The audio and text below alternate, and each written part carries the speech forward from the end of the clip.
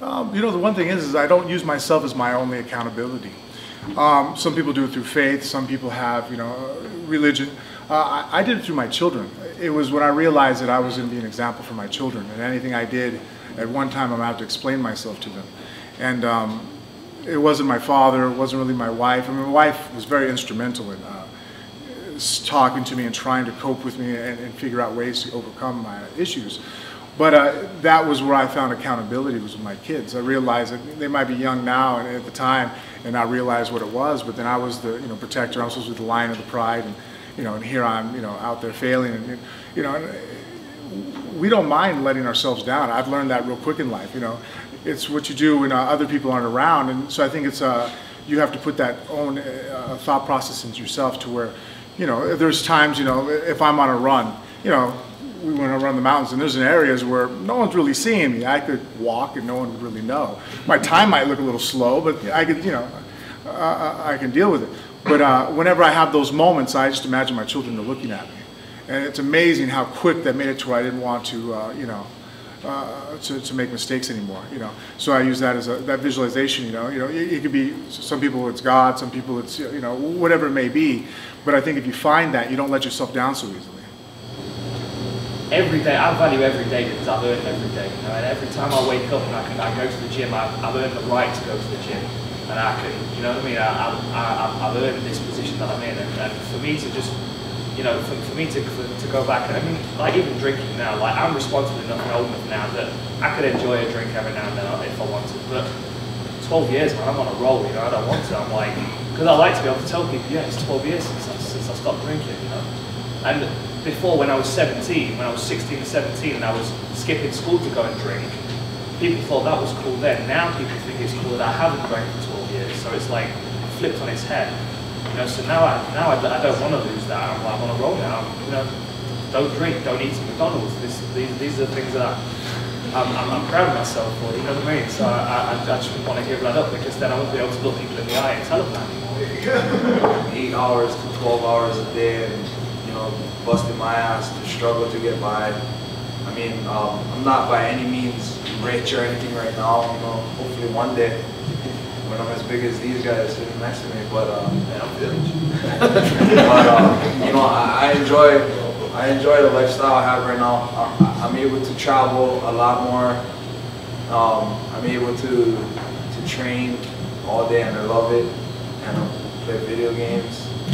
And yeah, I enjoy this lifestyle. So what keeps me from, you know, not getting into trouble and throwing it away is the lifestyle itself. You know, like being here right now and keeping it.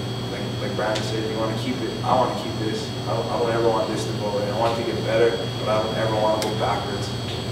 Yeah. The easiest answer? Losing it all.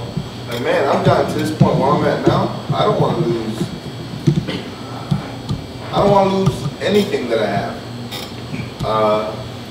Where I'm at now, where all these guys, where we're all at right now, Chris and Miss Alicia included, like, once you have stuff, you understand. Remember I was talking about earlier, like, people don't have anything to lose. They don't care. Once you have something to lose, you care, man. You care. Whether it be your kid, whether it be your business, whether it be your gym, whether it be your career. Once you have something, man, you don't want to let it go. That could be with love, with anything.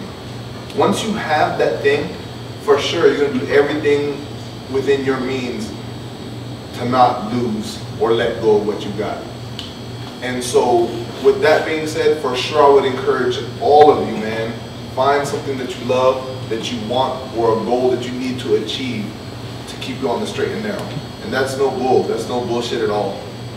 Find it, achieve it, and you'll understand there's a whole other side of life that you haven't even seen yet.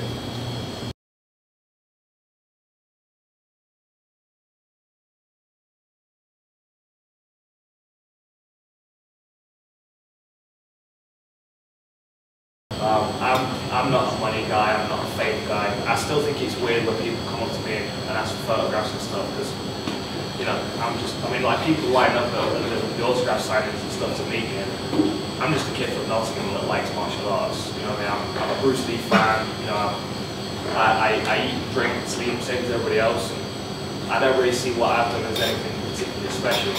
But for me, I like to be challenged. I like to feel like I'm moving forward with my life. So that's why I do it. Or, you know, you can make all these excuses up, but at the end of the day, there's probably a reason why you lost. And if you come to grips with that, then you're one step closer to a solution.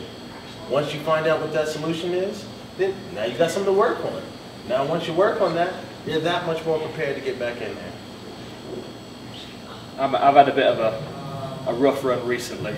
I had a lot of fights. I had my first fight when I was 7, and I've just been fighting most weekends since then. So I've had like 300 fights, amateur and semi-pro and professional.